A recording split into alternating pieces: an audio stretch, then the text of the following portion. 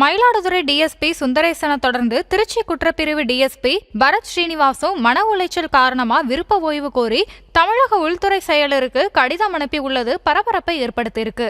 திருச்சி மாவட்டம் ஸ்ரீரங்கத்தைச் சேர்ந்த பரத் ஸ்ரீனிவாஸ் என்பவர் தமிழக காவல்துறையில எஸ்ஐயா கடந்த 1997ஆம் ஆண்டுல சேர்ந்தாரு. பதவி உயர்வுகளுக்கு பிறகு தற்போது திருச்சி மாவட்ட குற்றப்பிரிவு டிஎஸ்பியாக பரத் ஸ்ரீனிவாஸ் பணிபுரிந்து வராரு. திருச்சி மாநகர் மற்றும் திருச்சி மாவட்ட உளவுத்துறை இன்ஸ்பெக்டராகவும் பணிபுரிந்துள்ள இவர் புதுக்கோட்டை மாவட்டம் வடக்காடு பகுதியில இன்ஸ்பெக்டரா பணிபுரிந்த போது அந்த பகுதியில கள்ளச்சாராய விற்பனையை ஒழித்தாரு. சட்டவிரோத செயல்களுக்கு எதிராக நடவடிக்கை எடுத்து அந்த பகுதி மக்களோட நன்மதிப்பையும் பரத் ஸ்ரீனிவாஸ் பெற்று இருக்காரு. இந்த நிலையில தனக்கு மன உளைச்சல் காரணமா பணியில நீடிக்க முடியல அப்படின்னும் இதனால விருப்ப ஓய்வுல செல்ல அனுமதிக்கணும்னு தமிழக உள்துறை செயலர் தீரஜ்குமாருக்கு பரத் ஸ்ரீனிவாஸ் கடிதம் எழுதியிருக்காரு. அந்த கடிதத்துல தன்னுடைய குடும்ப சூழ்நிலை மற்றும் மன உளைச்சல் காரணமா தன்னால பணி செய்ய இயலாத சூழ்நிலை உள்ளதால விருப்ப ஓய்வுல செல்ல விரும்புவதாகவும் அதற்கு அனுமதி வழங்கணும்னு கேட்டுக்கொண்டிருக்காரு.